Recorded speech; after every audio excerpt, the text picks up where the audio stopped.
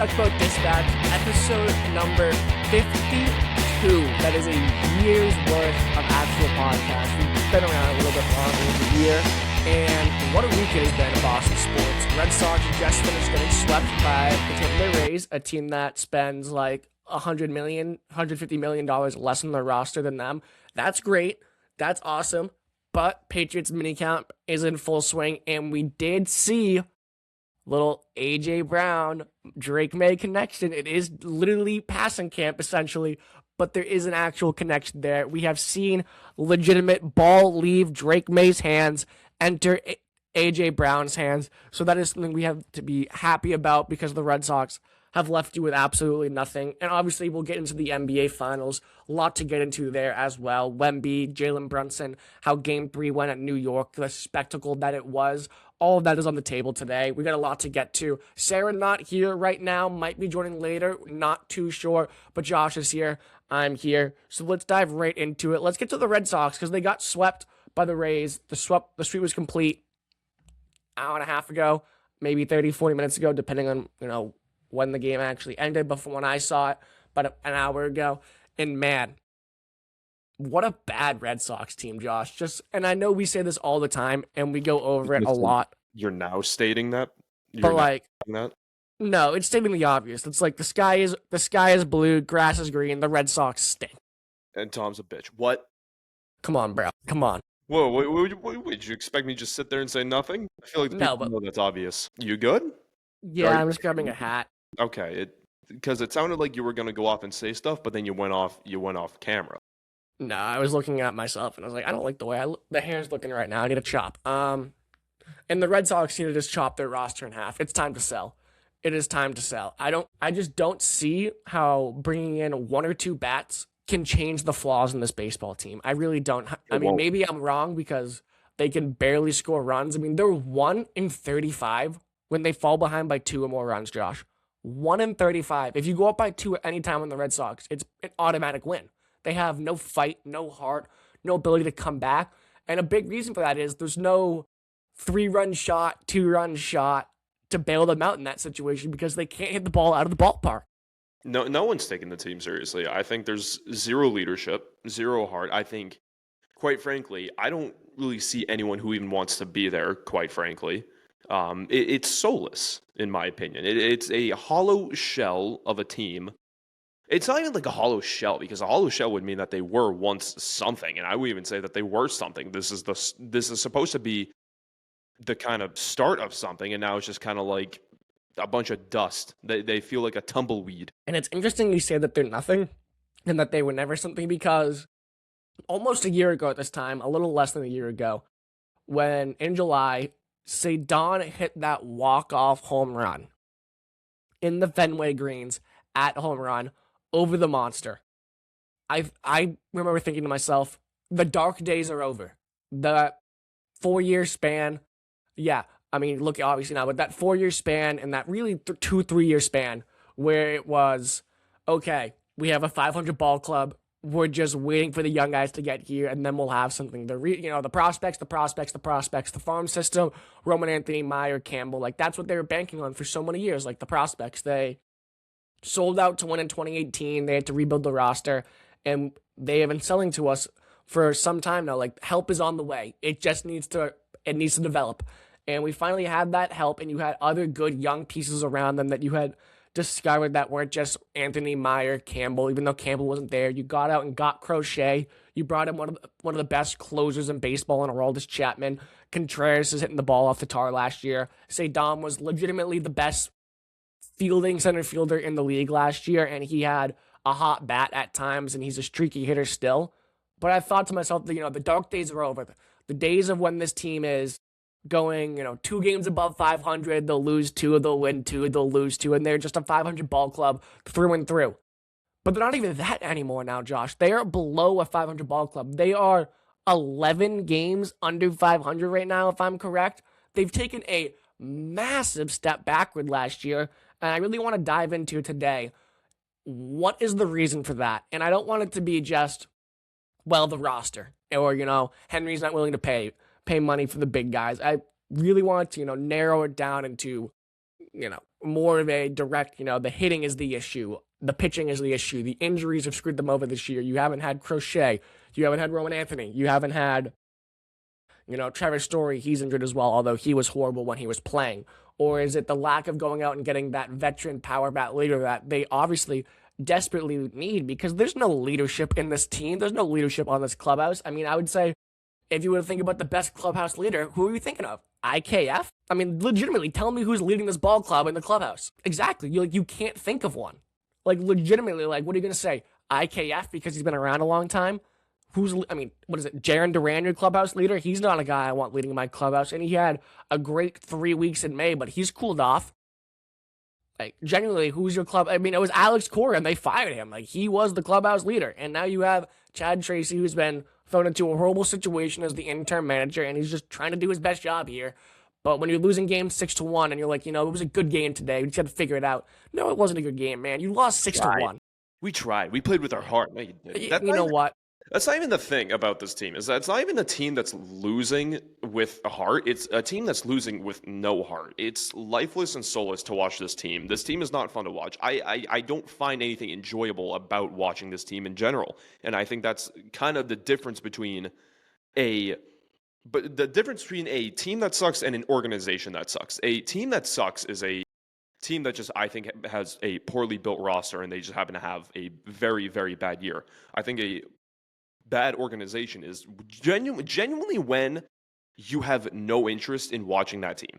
Like, even though I may be a fan of my team is sucking, at least I can watch a player or two. I can at least watch like a Roman Anthony or a high prospect, go play his heart out, and hopefully in the future he can be something. But right now it's just like the whole organization is a total mess. Nothing piques my interest. Nothing makes me be like, man, the Red Sox are on today. Let me turn this on real quick and watch this game. I literally am choosing to watch so many other things aside from the Boston Red Sox right now. And the only way I'm really paying attention to the Red Sox is if I'm working the game, Tom. And I'm being completely honest when I say that, because there's a lot of other things that are piquing my interest right now, such as the NHL Finals, the NBA Finals. I'm going to watch those things over the MLB. And I get that they're the finals, so it makes sense. But it's like, I'm really going out of my way to not even bother watching the Red Sox this season. Like, I do not find it fun. I find it boring. I'm sorry. Yeah, and it's just, who is there to attract you to watch this team? Like, you could say, last year was like, ooh, we finally have Roman Anthony. What is he going to do in this game today? You had Crochet, where it was like, okay, it's a Crochet day. Let's see him go out there and just be absolute nails on the bump. They don't have that this year. Like, who comes up to the plate? Even if you have the game on in the background, like, who comes up to the plate where you're like, ooh, I want to watch him hit? Like, nobody. Like, maybe Jaron Duran. Like, maybe. But that's a maybe. It depends on the scenario. But I'm not being like, all right, what's Jaron Duran doing today? Like, what are we going to do? I mean, the only person that would get me excited is Aroldis Chapman, if I'm being honest, because Aroldis Chapman can close out a game, and we know he can. And the times that he has been in the games is the games that we've won, quite frankly. That's when you know that the Red Sox have won a game. Is because when he comes in, you're like, ooh, the game's close. There's a reason they're bringing him in. And we're going to win this game. But the thing is, you don't ever see him because we don't win these games. We end up getting blown out half the time. Yeah, like, sure, yeah, you'll have a close game every now and then, but all the other times, all the other blowouts, it's not because we're blowing out the other team. It's because they're blowing us out. So for me to even say, yeah, Aroldis Chapman excites me when I see him in the game, I don't even get to see him. Yeah, he's a guy, when you see, it's very sparing when you see him. And I don't think they've scored double-digit runs in a game. So the last time they scored double-digit runs in a game was, you gotta go all the way back till May 5th. So it's been over a month since they've scored 10 runs. They've had 10 runs scored to them, more than that. I mean, they scored 9 against the Guardians in a good series. It's just which is a decent ball club. I just don't get how they can't string together wins in it.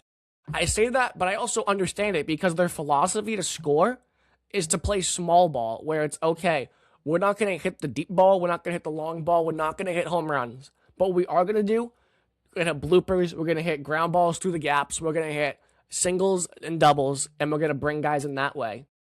But that doesn't work when you're hitting, like, getting 6 hits a game. It doesn't work. Like when you get 4 hits a game, you're not going to score in that capacity. You send 2 guys around the base pads that way. I really do question how Fenway Park is selling out during Because the it's a game. spectacle. That's why. But like they're selling out Fenway Park when the team absolutely blows. But then you look at Tampa Bay. Tampa Bay's stadium is completely empty, and they're the best team in the AL right now. That mind boggles me. That we are the team being sold out. So if you were to blindfold someone, be like, this team gets their stadium sold out every single day, while this team only half the stadium gets filled. Which team is better? And you tell me that the team with the half-filled stadium is the one that's better? What the F? Yeah, it's just because it's the Boston Red Sox. It's the name. It's the name in it's going back to what they sold you on those dark years where they were just bouncing back between 500 ball club. It was the Fenway experience. And Boston sports fans, Boston Red Sox fans, not even like baseball fans, people will go to Fenway Park to catch a game on a nice day, throw back a few beers, and get a Fenway Frank. I will say, Tom, from experience, because we're quite young, not to offend any non-young fans listening. Tom, how many times would you say you open up your Instagram and you see someone's story and it's not them at a Bruins game, not them There's at a Celtics game, always somebody at a Red Sox game. not them at a Patriots game? How many people do you see that aren't sports fans, by the way, just like casual people, just no, they're not the biggest sports fans, just casual people. How many people do you see posting that they're at Fenway Park? Yeah, it's crazy amount of people that will go to the home games and be like, yeah, they're going to stink. It's a bad game. But you know what I'm going to do? I'm going to go, I'm going to get drunk, and I'm going to have a hot dog. And that's a vibe. And I can't blame them because that is an enjoyable time. It's just not enjoyable to actually watch the team on the field. Everything else about baseball in Boston, besides watching the team play and listening to them talk, is great. Like going to the ball club is a great time, or the ballpark is a great time. Fenway Park is historic. Like there's a reason to want to go there, and just being outside on a beautiful summer day in Boston, drinking beer, hot dogs, fried dough, pretzels, popcorn, ice cream. Like it's a recipe to success in this city. And then you throw in that people actually care about this team, unlike Tampa Bay Rays fans who couldn't care. Their fans are non-existent, as you said. So that's why. So no matter what, you want to change, it's not going to, because it's a successful business model. No matter what this ownership group does, and no matter what roster they put on the field, as long as there's no global pandemic where fans aren't allowed to go to the games, Fenway Park is going to be sold out no matter what. So from that aspect, you can't hurt them with your wallet and be like, you know what, we all stop going to games, they'll start making changes. Because one, that's never going to happen. People are not going to stop going to Fenway Park to prove a point to the ownership team. What they will do is they'll go and they'll chant, sell the team, they'll wear the paper bags on their heads, but that's about as far as they'll go, because nobody is willing to boycott going to Fenway Park in the summer to make a point to the ownership group.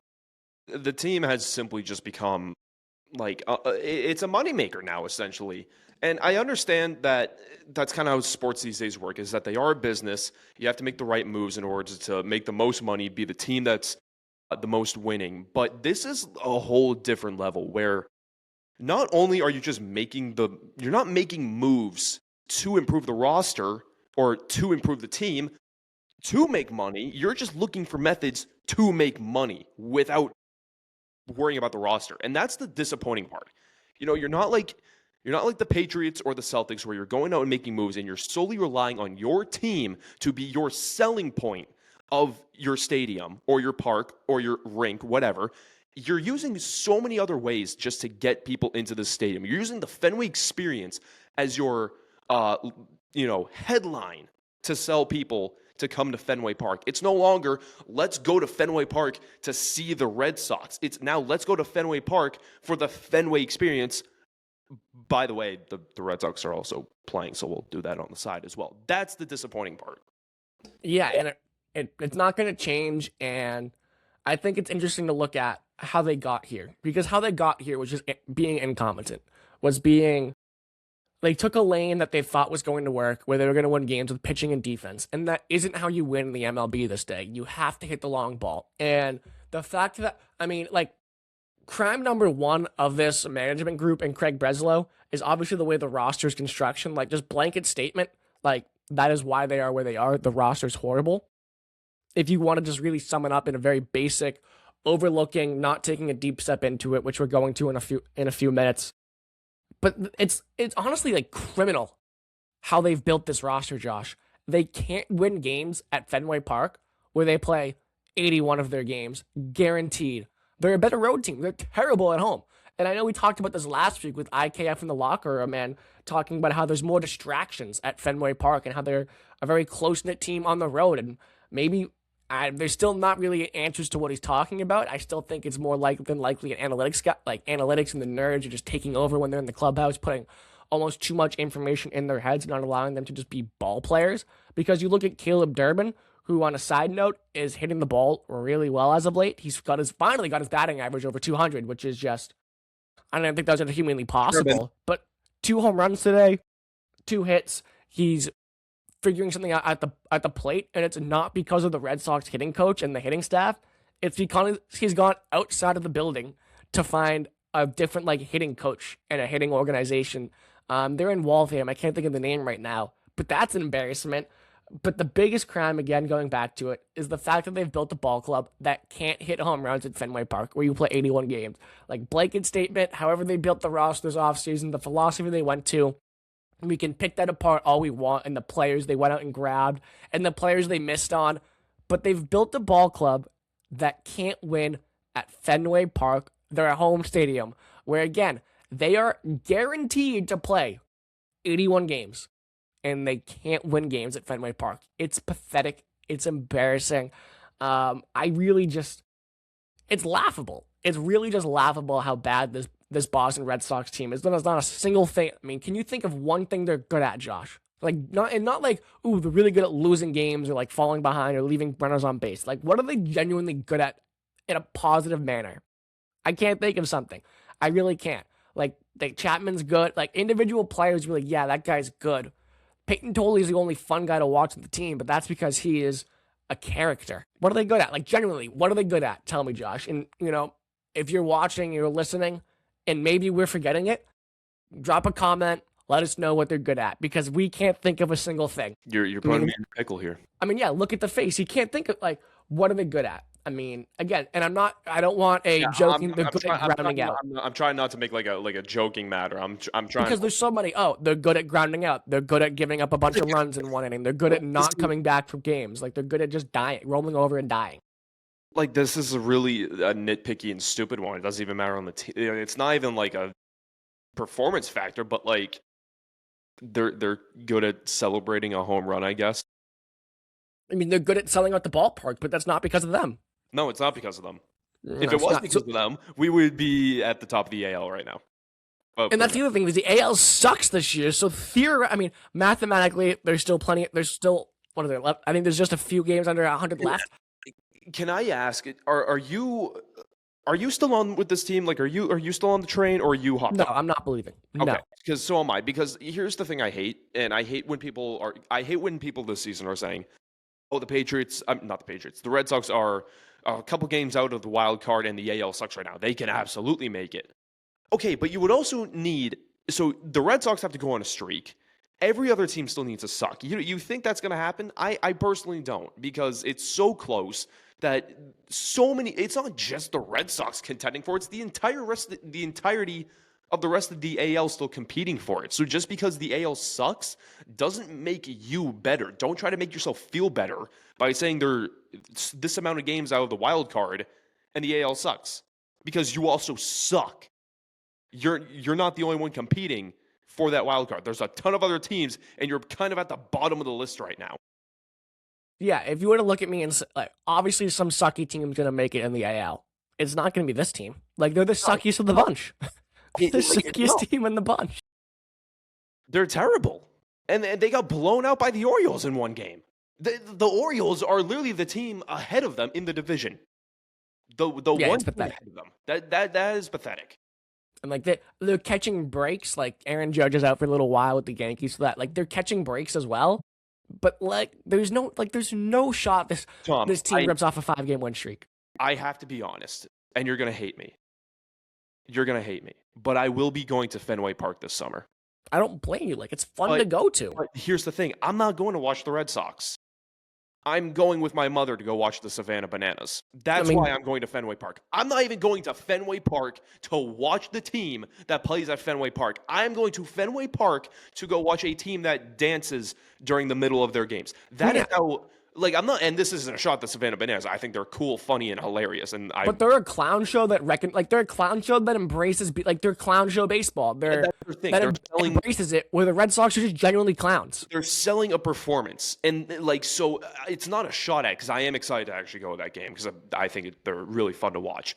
But the fact that I am literally going to this to go watch a baseball team at Fenway Park, and that baseball team is not the Boston Red Sox. Make sure you bring your glove. If you catch a foul ball, it's an out in that league. Oh yeah, I forgot they have a lot of like rule changes. But I'm also of the mindset, if you're over like 11 years old and you're bringing a ball club to the ballpark, you're a loser. So maybe don't. I don't know where you fall in that. I could catch a ball with my bare hands. Yeah, but if you're like 35 and you're bringing a ball club, like without your, like if you're 35 years old, no children, ball game with your friends, bringing a ball glove, I think you're a loser. Really? Yeah. I don't think. Be a man and barehanded. If we went to a game and you, if we went to a game and you brought a glove, I don't think I'd make fun of you. No, you would bully the crap out of me, bro. No, I don't. That's something I wouldn't make fun of. I make fun of you for a lot of things. I don't think I'd make fun of you for bringing a glove. No, like if you are, I think 11, 12 is the cutoff. And bringing a ball glove to a baseball game, I think you're a loser. The only exception is if you were there with like small children who were like, "Daddy, bring your ball glove. Let's try to catch a foul ball." Only exception. I could see this being a bad thing if you're with like a girlfriend and you bring a if you go on a date with the ball glove, dude, don't even talk about it. I can see that being. There's no second date. If you're on a date and you're going to a ballpark and you bring the glove, I feel like we know where your priorities are. That's like wearing a helmet to a football game. Like, what are you doing? Now, what if she brings the glove? What if she? I would also be like, wow, you're a loser. I don't know. If the girl brought the glove, I think that would be kind of cool. Being like, oh, like this girl's a baseball fan. Like she's here to have a fun time. If the guy brings it, that might be a little. No, I think if you bring a ball glove over the age of like 13, you're a loser. I think if the girl brings it, that's fine. But if the guy brings it, okay, I could see it being. Again, just catch it with like literally be an athlete. You think you could catch a ball with your bare hands? Absolutely. Absolutely. You could handle a ball with your bare hands? Absolutely. How many? Not a doubt in my mind, I would catch it. How many? How many balls could you handle with your bare hands? I mean, like if a foul, depending on where you're sitting at Fenway, like if a foul tip comes to me, I'm gonna catch it. No. It's not a foul ball. We are at the peak of the other side of the home plate. What do you mean? Like we are on the it's not a foul ball. We are so on the like dead. We're sitting on the monster. Yes, and it's a home. I'm gonna catch it. Okay. The only way I wouldn't catch it is if it's like the sun's in my eyes. Like in a day game, the sun's in your eyes, you can't see the ball. It's the only way I'm not going to catch it. Okay.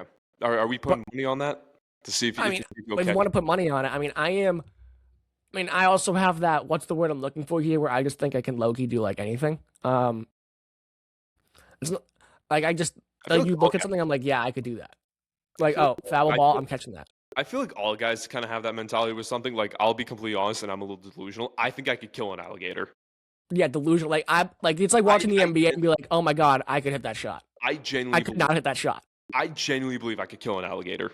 I mean, that's a very interesting example to give. I don't know if we want to dive into that. Is there like any reason? So okay, real quick. Here's the scenario. You can pick any. Like the question is what is the biggest animal you can take in a fight to the death? Now, when I say to the death, I literally mean to the death. So is it just bare hands or do you get like a gun? So no weapons. So whatever animal you pick, you are placed in its habitat. No weapons. However, you can use whatever you find in the habitat to your advantage. So if you find a good rock or a good stick, by all means, you can use those. You can use that as a weapon. I think so. And when I say to the death, I'm literal. Like if I understand that if I go up against one-on-one with an alligator, I will come out probably with 2 limbs missing on the brink of death, and I will need to be rushed to the emergency room immediately. But I think you give me a good rock, you give me a good sized rock, I think I could kill that alligator before it kills me. Now I don't know, like the tail gets you and like it's got claws, right? Yeah, it's got claws, but they're like T-Rex arms. They're like this big. Those claws aren't getting me. They're like this. I don't know, man. They're fast. They And are. that tail's dangerous too. And when it gets you in the gator roll, you're done. Yeah, but if I'm able to get on top of it, pause, and with a good rock in hand, I'm just gonna start bashing its skull. I'm going to start going ham on that skull. I mean, yeah, if you can get like a knee on it and hold it in place, I I think you think could I take could. it. I think I could. I think I could easily. And again, I understand. I will literally have 1% of life left, and that's how literal I am with that question. I mean, if you give the I Red Sox a bat and an alligator, I'm taking the alligator because they're going to swing and miss. Oh yeah, I'm gonna take the alligator. I take the alligator any day of the They'll week. swing and miss. I'll take a like a hyena over the Red Sox. I'll take a cow over the Red I'll take a Sox. dead raccoon in the middle of the street. I'll take a coughing baby over the Red Sox. Yeah, I don't know if I mean, I'm not a big guy, so I don't know what the biggest, and I'll have to come back and think about that. That's question of the week. What's the biggest animal you could take in a fight to the death? And All the right, well, rules are you're placed in its habitat, no weapons, but you can use whatever you find around you to your advantage. all So right. Well, I think if you say a shark, we're dropping you in the ocean. no, I couldn't take a shark. That's the thing. I don't think Even anyone. though I'm a good swimmer, I couldn't take a shark. I don't think anyone could kill a shark because we're throwing you in the ocean. Well, I think Michael Phelps could do it. No. Like a really good swimmer, I think, can make it happen. Yeah, but like you have to be able to like use combat in the water. No one's a water combatter. Well, have you seen the video of the guy who punches the alligator in the nose? No. See, the thing is, I don't think you could kill it, but I think you could fight it off because what are you going to find in the ocean to kill it? A shark? Yeah, Nothing. That's exactly. why, like So, yeah, like, you could fight it off. I don't think you could take it down. yeah, but like okay, the animal is actively trying to kill you. That's the scenario. The animal will not stop until it kills you or you kill it. That's the scenario. Yeah, that'd be an interesting one. But let's bring it back to the Red Sox. We'll think about that later. Maybe that's when we post and get it going in the comments because I think that's an interesting one. So, what is the biggest? And we're gonna look back at this probably in 4 months when the season's over. But what is the biggest reason for the Red Sox failure this season? Is it? And these are the ones that I've thought of in my head that I think are good answers. If I'm missing one, Josh, feel free to add it in. Or if you have a different one, again, comment it down below if we post this. Is it gonna be like? I think the roster construction is too much of a blanket statement. Is it the lack of power in the lineup? Is it just is it the players not executing well enough? Is it the injuries? Is it the pitching staff? Is it is like pitching staff again, like starters, relievers, closers? Is it the coaching? Like where do you fall if and maybe I'm missing something, Josh? But I think like batting is obviously like power. Not being able to score runs is probably the easiest one to go with. But I don't think that like the players not living like Craig Breslow, like give him all the blame. He's built the bad roster. But I think the players are vastly underperforming as well that he brought in. They are. I don't think you can just blame. As much as I would love to blame Bregman and not Bregman, Breslow and John Henry for everything. There are the guys on this roster are completely underperforming. There isn't a guy here that I'm like. I mean, I guess aside from Chapman, there And isn't Contreras, like he's having a good year. Yeah, I'll give you Contreras. I'll give you Abreu as well. I forgot about Abreu. Every now and then I'll give you Meyer, but Meyer's so like he's so like what's the word I'm thinking of? On and off. That it's like say Don, throw him in there. Abreu, Contreras, probably like the only three we could say, okay, they're having a good enough year to not be like, you suck. Yeah. I think originally when you asked me this question at the start of the season before around like spring training, I think my answer was the batting. Just because they didn't really know who their DH was going to be. I think there was too much pressure on Roman Anthony to really be the guy to, be the hitter on this team. I think there was too much pressure on him in general. But now, if you ask me, I'm gonna change, and I'm gonna say I think it's a lack of leadership on this team, veteran leadership to be specific. I think that the loss of Alex Bregman is massive. And I'm not just saying that because he was a good player. I'm saying that because of his clubhouse presence. Because if we saw in the World Baseball Classic when Bregman was there, the guys were hitting great. They all did. Yeah, like they were 1 doing + 1 = 2. Alex Bregman there, Roman Anthony hits good. Exactly. Take Alex Bregman away, Roman Anthony not very good. And let's go back to what you said at the start. Who is the guy leading this team? It's not Cora. Bregman's gone. It's definitely not any of the other guys. It's not Crochet. It's not Anthony. It's not Duran. It's not Yoshida. It's no one.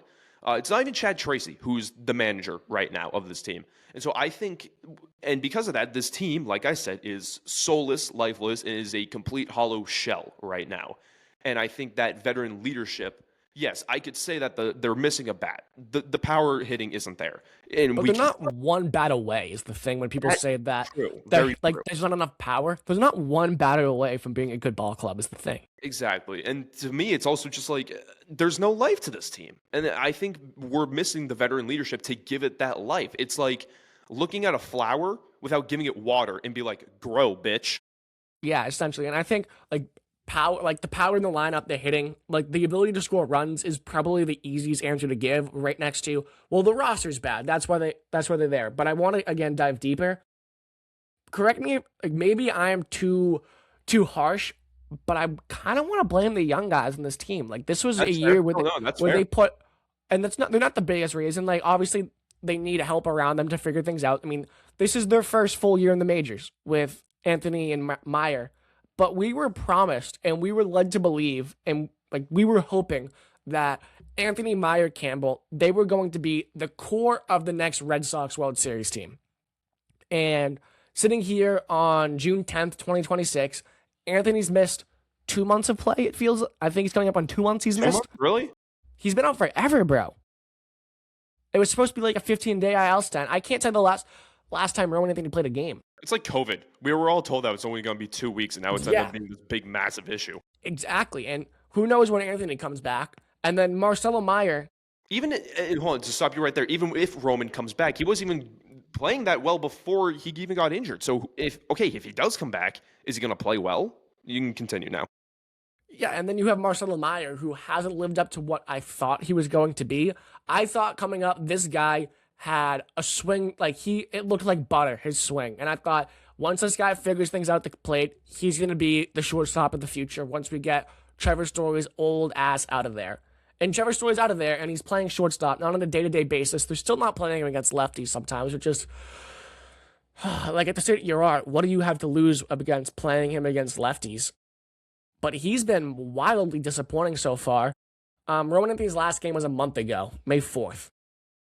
So if that doesn't seem right, but I'm not going to, like, that's what, AI Overview just told me real quick. So if he's been out for a month, Crochet's been out for over a month, Marcelo Meyer isn't playing up to what he thought he would be. Like, he's been wildly disappointing. I mean, he was in trade rumor. Like, there was a fake trade that people thought had been accepted. Oh, yeah. With Meyer getting shipped out of town. So if, obviously the trade wasn't real, but if you're involved in trade rumors, they start from somewhere. So obviously the organization's not too happy with what they've seen from him.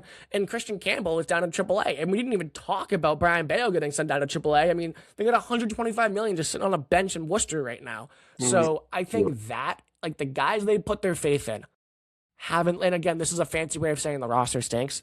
So I know I am kind of cheating at my own game here. But the guys they put their faith in, when they didn't bring Bregman back, when they didn't go out and get Pete Alonso, when they didn't add that big veteran power bat leader that we all wanted, the guys they put their faith in aren't living up to that. Trevor Story, wildly disappointing. And that's one where I give no blame, like, no, you know what, you didn't see this one coming. Like, you knew Trevor Story was injury prone and he had one good year since he had been here.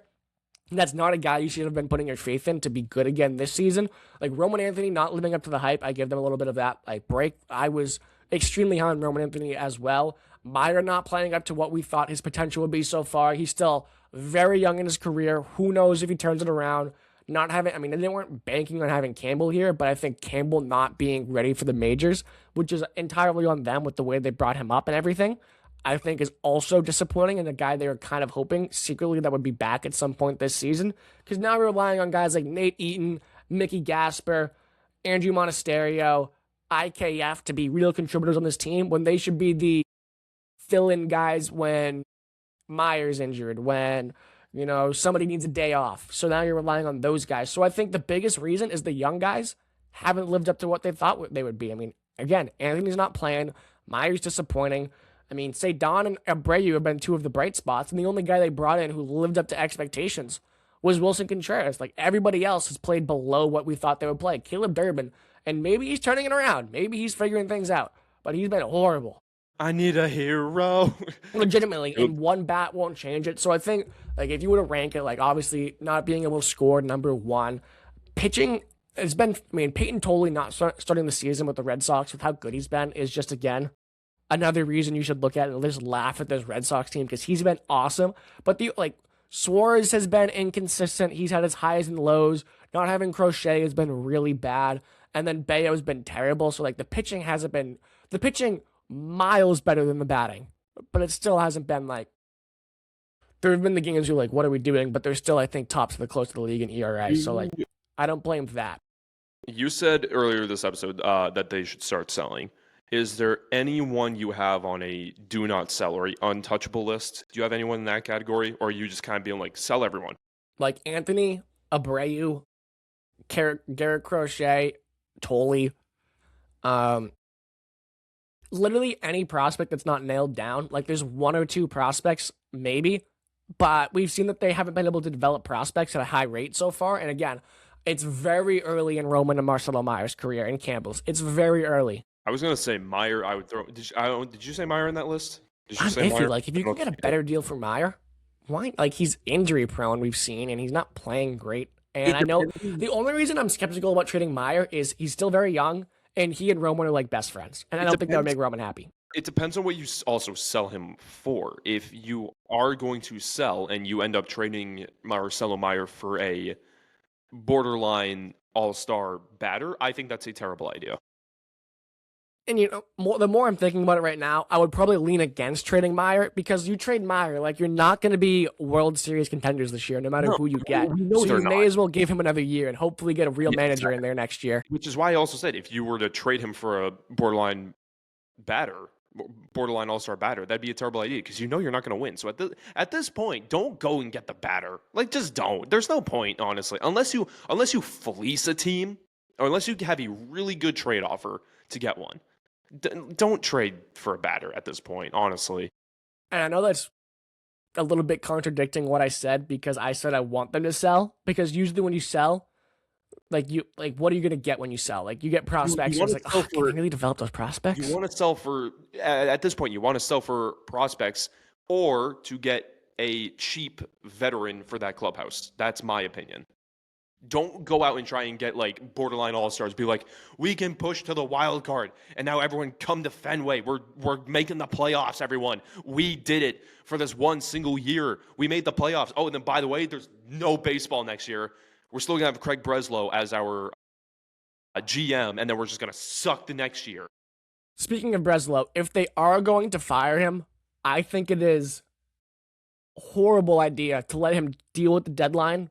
And if you are going to sell players, and then fire him after the deadline, you need to make a decision before the deadline. But they just said they don't have any interest in firing Breslow. It doesn't matter. You need to make the decision before the deadline.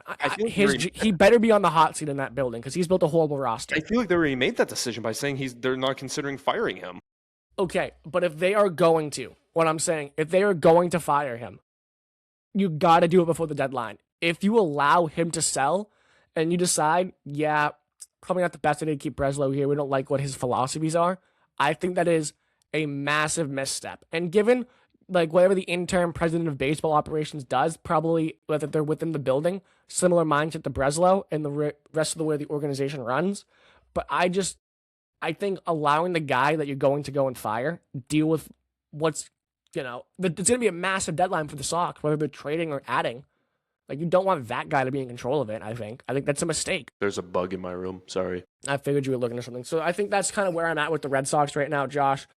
It'll be interesting to see what they do, if they're going to be buyers or sellers. And honestly, like, I sit here and I go back and forth between buying and selling at the deadline because I genuinely don't know how this team gets back to a World Series right now. I don't know. I think, if you want my honest opinion, buyers or sellers, I say they sit there like a sitting duck and do nothing. That's my opinion. I mean, I think you need to make some sort of changes. I think you should make some kind of change. I don't think they will. I think they're going to. I think they're getting very desperate. If you have the Globe writing hit pieces on But Breslow. is They're desperate getting the move? desperate. But is desperate the move you want to make? You don't want to make moves when you're desperate because that's how you Exactly. end up going home with a 3 from the bar at That's 2 why a.m. I think they're gonna hesitate. What did you just say? What was that reference? When you're desperate, that's when you end up going home with the 3 from the bar at 2 a.m. You got experience from that? I mean, that's what happens. Okay, I'm just asking. And No, but I'm going to the bar and sitting until 3 a.m.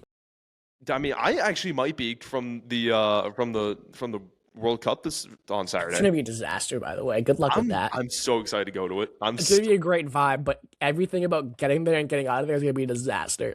I can't wait to just day drink with Scottish people all day long. It's gonna be awesome.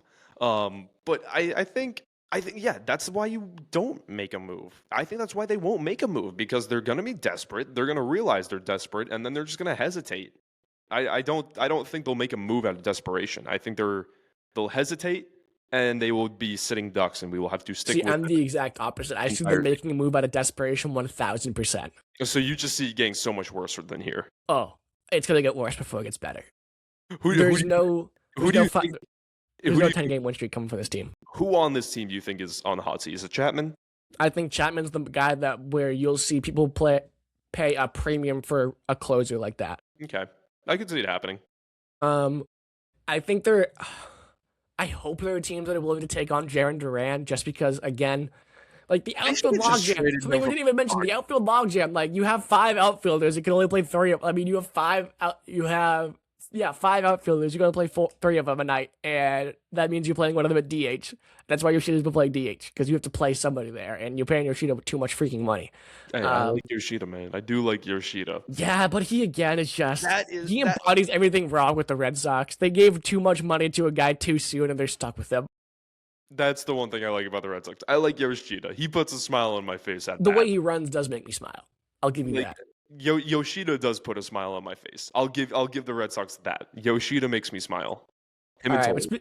Fair enough. I mean, that's kind of where we're at with the Boston Red Sox right now. But something that will actually genuinely make you smile because of the play on the field is what AJ Brown and Drake May are going to look like. And I know it's minicamp. I know it's glorified passing drills.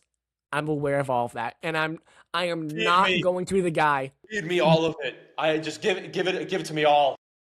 Clip that. I'm going to try to stay level-headed here because I'm a guy who falls for training camp reports, minicamp reports. Idiots. I fall for it every single year. I fell for Tyquan Thornton. I fell for N'Keal Harry. I fell for Javon Baker. Like I really fell for Javon Baker. Like that wasn't like a ooh. I really fell for Javon Baker. I will know. Quick story for listeners. I will never forget our senior year in college. Tom, how much money did you put down? 20. You put $20 down on a parlay, and it was like a decent parlay. Like it was an anytime touchdown parlay. You had like 3 guys in there who were like, okay, these guys are going to get some touchdowns. It was like Jahmyr Gibbs, Jamar Chase, and like maybe another like a tight end. And then his 4th guy was Javon Baker. I was so high on Javon Baker. I really was. And the only guy, and this wasn't like way into the season where like Javon Baker was actually It was like week 2. It was like week 2. And it was just like, okay, we don't even have our established wide receiver room yet. Like Javon Baker isn't getting a snap. And he got so pissed because Javon Baker didn't get an anytime touchdown. Dude, I didn't think he played in the game. I think he was a healthy scratch. he cost you like $20. Is he on your list? No, he's on my fraud gambling list. He's not. That's what you call it? Are you sure?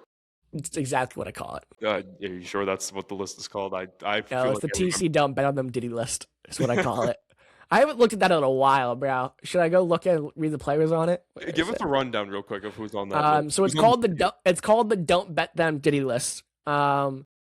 Travis Kelce, Brandon Ayuk, who's been going crazy on social media. Jacoby Myers, Jordan Mason, Lamar Jackson, Josh Jacobs, Cortland Sutton, Brandon Ayuk again, DJ Moore, Young Hoku. Wait, why is Brandon Ayuk in there twice? Well, it's Brandon Ayuk in his knees. So I'm sure he got injured in the middle of the game. Okay. NBA, I'm way more passionate. It's a shorter list, but way more passionate.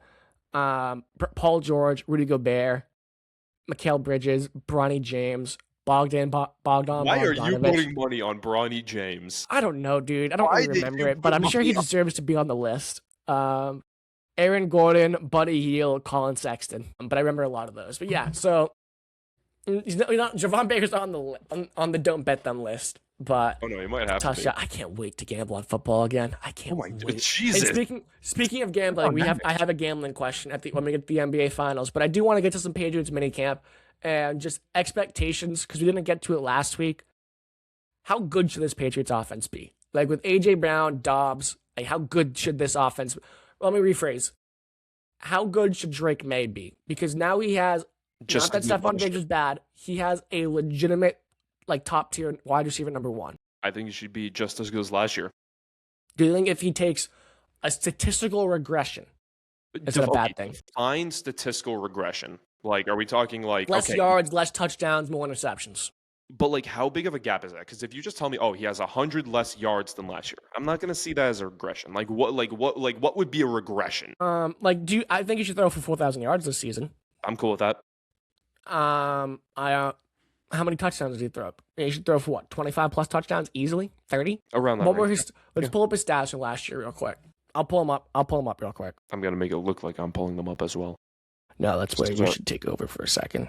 Just as well, I'm also. It was 31. Haha, I beat you to it. You had 31 last year. 31 touchdowns, 8 interceptions, 4,394 yards passing. Okay, so is 4,535 touchdowns unrealistic? Say that again. Sorry. 4,500 yards, 35 touchdowns minimum. Minimum, no. Expectation, yes. Like that's where the bar should be. Yeah, that's where I think that's where like you kind of want your ceiling to be, the expectation. But if you tell me like, okay, minimum, I'll go minimum like 40, like 4,200 yards. I'll go 28 touchdowns and below 10 interceptions.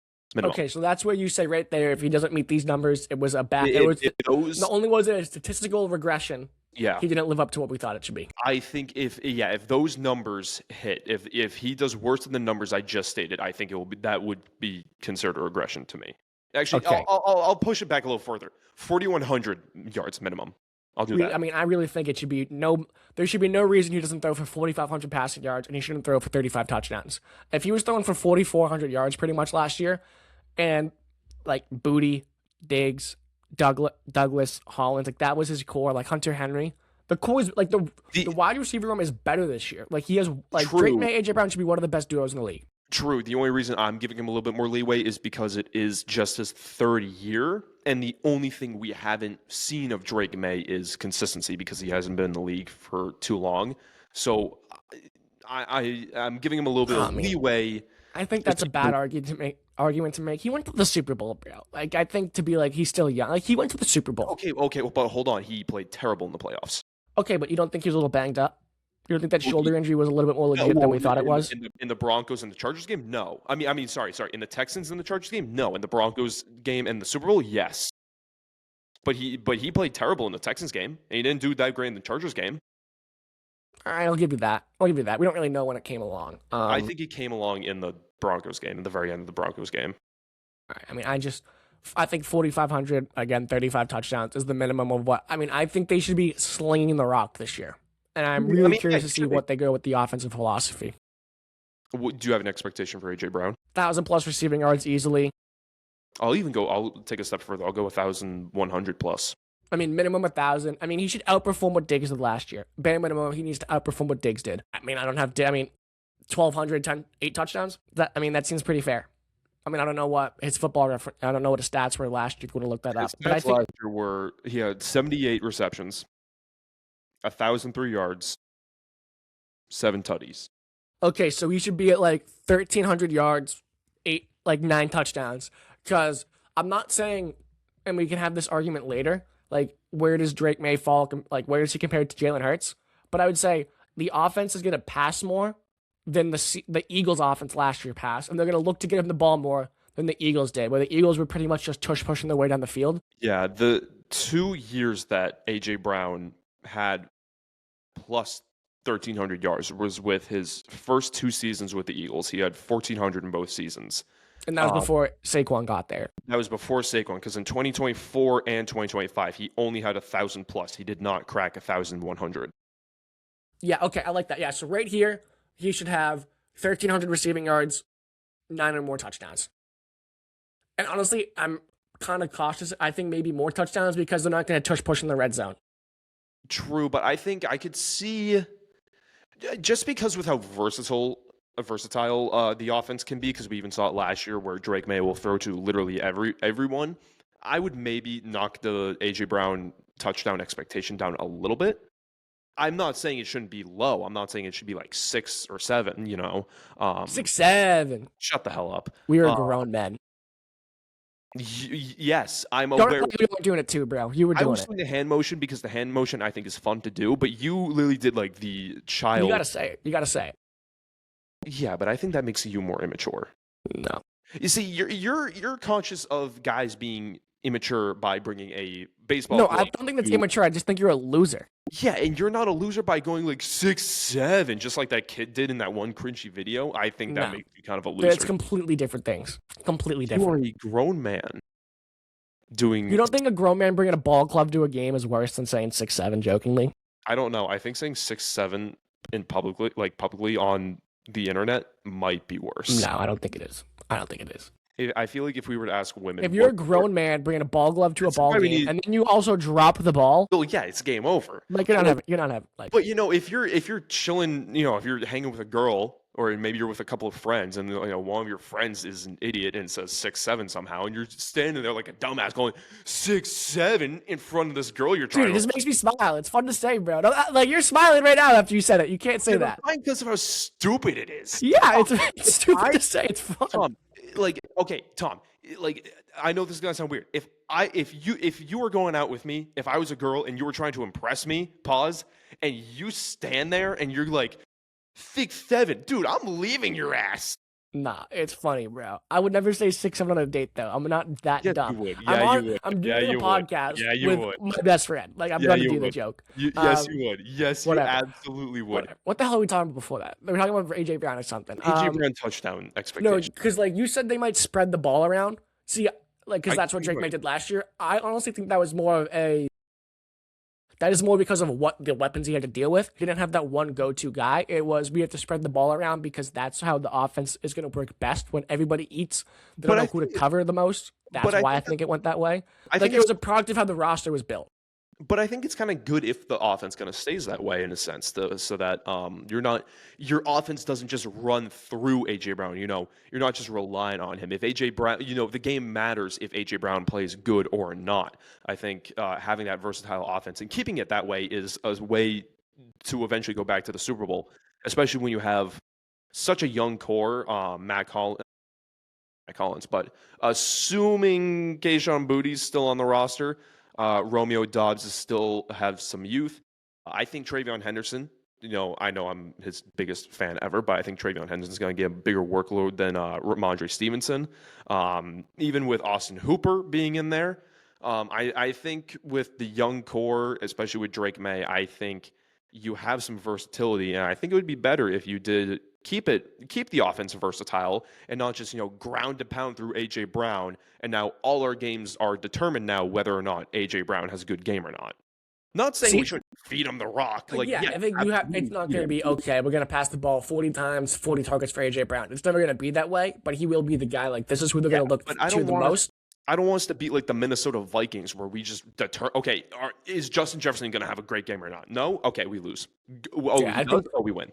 I don't want it to be where we're just force feeding him, but I think it should be okay. This is the guy we need to get the ball. We need to get we got to get our playmakers the ball, and he is a playmaker. And I think you bring up something interesting where you bring up TreVeyon Henderson and other guys.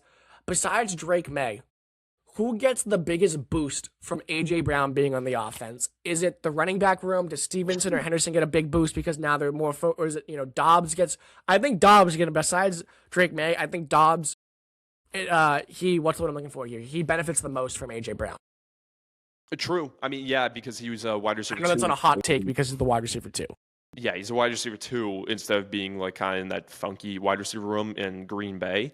I honestly might give him my boy Henderson, man, because I don't hate the idea of they don't stack the box as much now. I think from what we saw at the end of the season, when Ramondre Stevenson got hurt and Travion Henderson kind of had to take over for that 3-game stretch, what we saw when Ramondre Stevenson came back is that we still saw a pretty split workload of Henderson and Stevenson. So I think we might be entering not the end of Ramondre Stevenson, but I definitely think Henderson's going to be listed as the running back one, the RB1 for this team. And I think with how I think with the pressure coming off of the running back room and more on the wide receivers, I think it opens up not only for him to run, but for him to also maybe be in the passing game as well. Yeah, like the pass catching out of the backfield, I think will get a bigger benefit there for the running backs. I don't know if Henderson's there yet, where he will eventually No, I don't end think the he's season there. being the running back one. I mean, Oh, I do. hopefully he works on his vision this offseason, because there are times where I was like, dude, how do you not see that gap on the field? And he's just running into the tackle's rear end. But there were times where, but like, look at the 3-game stretch when he was just the running back. He did mean, yeah. great. He did awesome.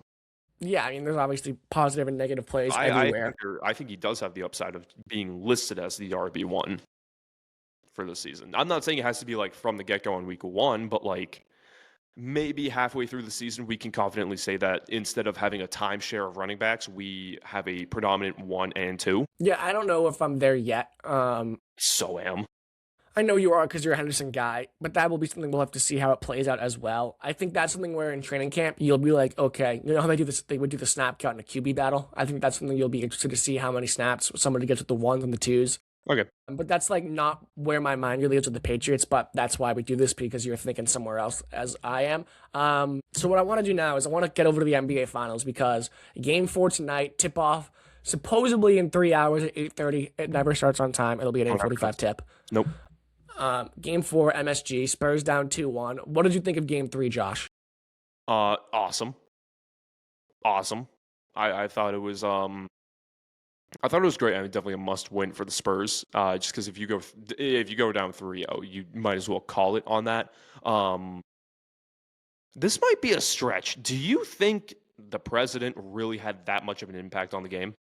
So I think the spectacle of that game at MSG, There's a lot I of think it pressure. might have phased the Knicks a little bit more than the Spurs. There's a lot of pressure in that building, man. I mean, you're playing at MSG, first of all, then you have all the celebrity fans. Like all the New York fans that, like, not And it just wasn't- Chalamet and Stiller. Yeah, but it wasn't just the usuals. It was like everybody. everyone is in there. And then, to stack on top of it, you have the president of the United States, the first ever sitting president to attend an NBA Finals game in the building as well. That is a immense amount of pressure. And then also everyone is expecting you to go 3-0. And then you also have a dire, hungry Spurs team to not go down 3-0. They want to get a win.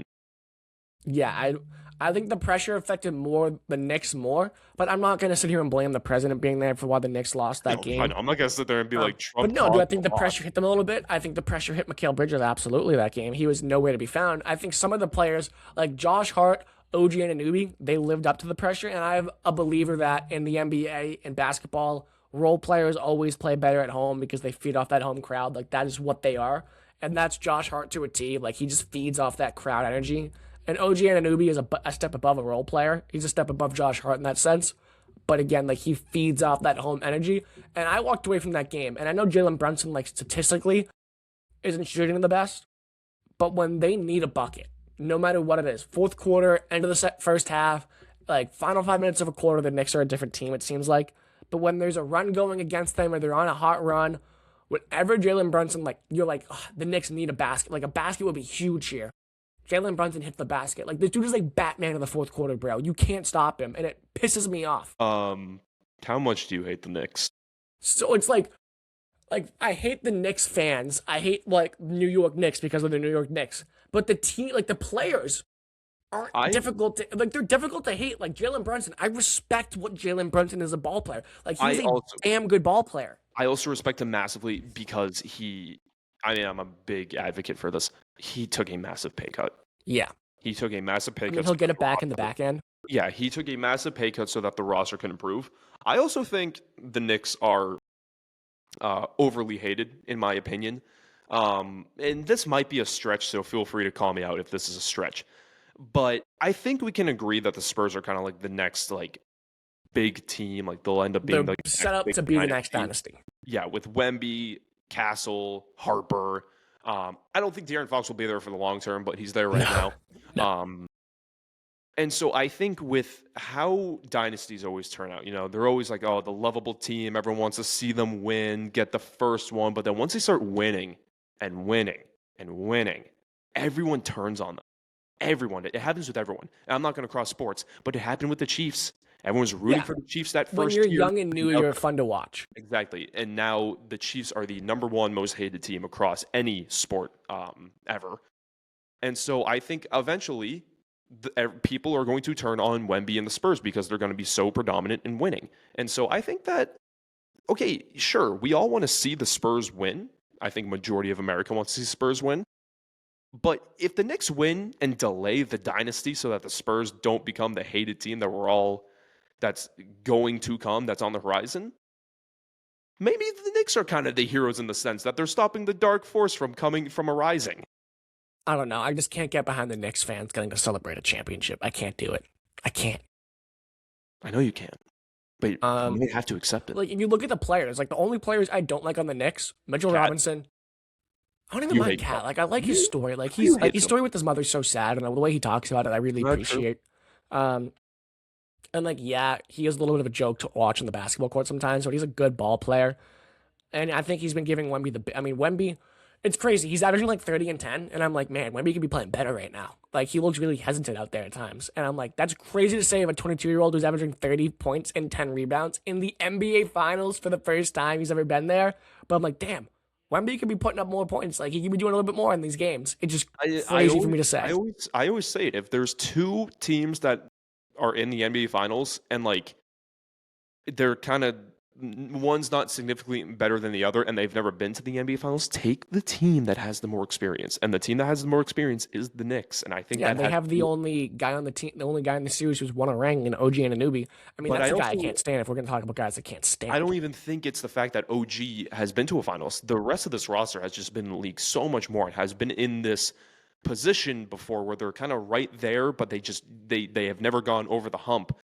And so I think the experience that the Knicks have is kind of like the advantage that they had in order to take a 2-0 lead in this series. I mean, yeah, they just fell in game 3, but I think that's a huge advantage that people overlook.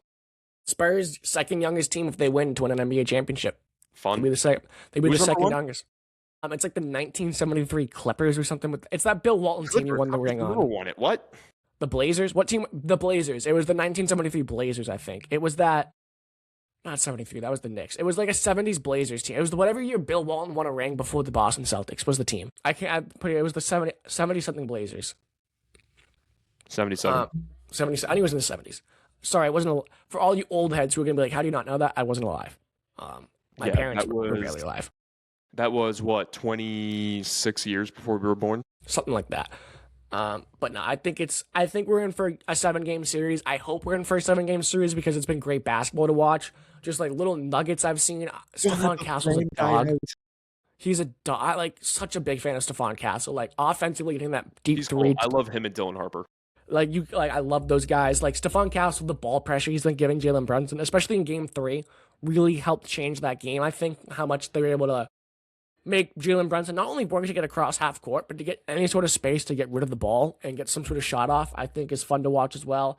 I'd expect a bounce back game from Mikal Bridges tonight. I don't think he has like 9 points again or like 3 shots, whatever the hell he had.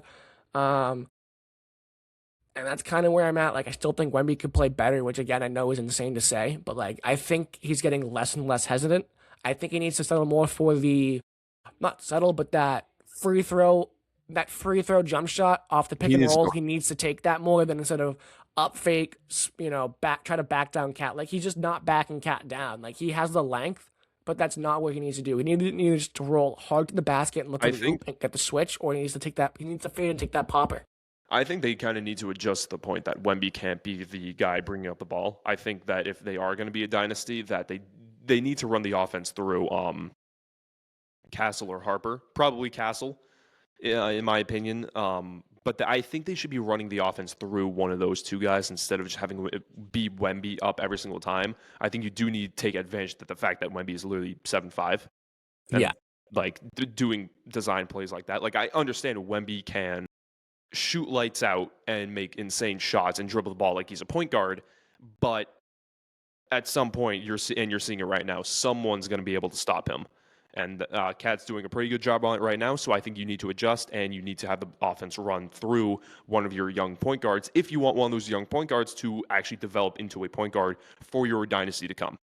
Yeah, so the last thing I want to get to before we get out of here is a fully self-serving, I need people's help. We're going to get this up quick. What are you gambling on? So I have a bet on the Spurs that I placed in October before the season began. Oh, you told me the Spurs to win the NBA Finals. I put $20 down. The possible payout if they win is $920. Do I cash? The cash out's currently sitting at $278. This is a cash out scenario, Josh. You can grab $270 right now, or you can wait for 900 something. Yeah, and I rolled this out through. I rode this one out through a Game 7 in Oklahoma when they were down 3-2 in Oklahoma. Do I cash this out? This is one where I've been watching it during games, being like, okay, what's the vibe of the game right now? I was pretty close to doing it in Game 3 at a point in time. I was very close to doing it in Game 7 against the Thunder, and I was very close cashing it out after that series before the finals, but I said to myself, there's no way the Knicks win this series, and now they might. How much money did you originally put down? $20 bet. Let it ride. Let it ride? Let it ride. All right, we're going to let it ride. I got to get this up on socials unless everyone's like, cash. I know I'm not the biggest gambler, but let it ride. It's the NBA Finals. Let it ride. If this was like some other game, I'd be like, all right, yeah, just pull out while you can. It's got me stressing during the games, dude. I'm like getting anxious watching these games. I'm like, oh my, I'm literally sitting in the games and I'm like, let me do something, please. Jesus, you are down bad. You are down bad for gambling. Some would say you're addicted. I bet you spend more time at the gym than I spend gambling.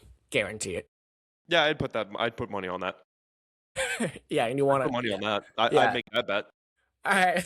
Okay. That's gonna do it for. I'd 100%. Are you stupid? Yeah. No, we lost Tom. How the hell did you lose me? We lost Tom. We can hear you, but we don't have a visual. We probably won't keep it that way. Yeah, ha. Very funny. I don't know why the hell it went to my phone. Okay, there that's you great. are. I plug a camera in for no reason. All right, well, that's definitely going to do. Oh my God, this quality is horrible. That's definitely going to do. This is going to be terrible. This is the end of the video on YouTube. This is when we put the screen up and the thumbnail for the next video. This is just horrible. That'll do it for episode 52 of the Duck Boat Dispatch. Red Sox just got swept by the Rays. They're embarrassing. They're dysfunctional. What are they going to do at the trade deadline? Are they buyers or sellers? New England Patriots mandatory minicamp. Day 2 is today. We talked about day 1. How much of a boost does A.J. Brown give Drake May and the rest of the offense? And the NBA Finals Game 4 is tonight. What happens in Game 4, Josh? You going Spurs or Knicks in this one? Give me the Spurs. Give me the Spurs to tie it. That'd just be money. What? I think that'd be money if the Spurs win. The Knicks take 2 in San Antonio. The Spurs take 2 in New York. I like it. That'd be so interesting. I mean, home court is really dead in the NBA if that's true. Could be. Do you think the president is banned in New York now, or banned from? No, but I don't think he'll be at Game 4. Do you think the president's curse is now a thing, where he's no longer allowed to come in Madison Square Garden? Not from a political standpoint. The Duck Boat Dispatch should not do politics whatsoever. Yeah, no, we don't. We could care less. That'd be so funny if they get reverse swept after Trump goes to the game. That would be so funny. That would be a riot. I don't think anyone will. And there will be a little riot in New York if they lose and that happens. They're going to storm. They're going to storm Washington D.C. Again? Not again. Not twice in 6 years. No. Again. You're gonna see people in the White House with New York. Instead of that guy who was wearing like a Viking helmet at the in the Senate chamber, like the head of the Senate chamber, it's gonna be a guy in a freaking Jalen Brunson jersey. You're gonna see instead of seeing guys in just bandanas and like jackets and whatever they wore during all his Knicks jerseys. It's just Nick jersey. Spike Lee is leading the charges. Pope Leo jersey. It's Spike Lee. Someone's wearing a Timothy Chalamet mask. Chalamet pulls up in a full Lisa Al Gaib fit, bro. Pulls up from the set of Doom 3. Ben Stiller shows up dressed as his character from Zoolander. He does the Magnum look, bro. And then he just walks everybody into the building. Exactly. No, it's gonna be a catastrophe if the Knicks lose. It's like literally win or lose, New York is gonna burn to the ground, bro. It's gonna be bad. Did you see what they did to the poor Spurs fans? They were Bro, what losers? Like real, like losers, absolute losers. Like they're just there to watch it. Like at the end of the game, end of the day, this is a game. Like it's a game, and you're gonna beat them up with like a bus sign. That's embarrassing, pathetic. Like, sure. Okay, Lock them up. if I saw a Knicks fan or a 76ers fan in Boston, okay, maybe I'll call him out and give him like a fuck you on the way back if we lost and I got butt hurt. But like if I saw a Sixers fan, I'm not gonna jump the guy. I'm not gonna assault him. I remember being at Game 3 of the NBA Finals when the Celtics were in that series with the Warriors, and like there was Warriors fans in the row behind us, and they were super nice people, but like they were obviously just rooting for the Warriors. They're from that area. Like, okay, this is what the team you root for. They were legit jumping the guy. Like they had him down on the curb and just kept stomping on him. Yeah. Pathetic New York Knicks fans. But yeah, that'll do it for the episode 52. We both have the Spurs in Game 4. I bet you Sarah does not care. Would be my guess is what her answer is. No Sarah today. She'll be back next week. Josh and I were both here. Huh? She's shopping at the moment. She could be shopping. Who knows? I bet you she's not buying any New York Knicks jerseys. I'll tell you that much. That'll do it. Make sure you subscribe on YouTube at the Duckboat Dispatch. Like, comment, subscribe on YouTube. Make sure you follow us on Instagram and TikTok at the Duckboat Dispatch. Like, comment, share, repost, be a friend, tell a friend, share with a friend because sharing is caring. You can find us on Apple and Spotify podcasts if you're more of a podcast person. You want to listen to the car, maybe while you're doing some housework, whatever it may be. Maybe you're watching the Red Sox and you're sick of it and you want to listen to something else. You can throw us on there. Spotify is a pain in the ass to find for some reason, but if you go to Instagram, Sarah has set up a spectacular link tree in there. You can click on Spotify and follow along so you never miss an episode of the Duckboat Dispatch. We'll be back next week. Maybe we have an NBA champion. I know we didn't touch on the Stanley Cup Finals, but that's because I'm not watching it. Maybe we have a Stanley Cup champion. And maybe the Red Sox have won a game by then. Who knows?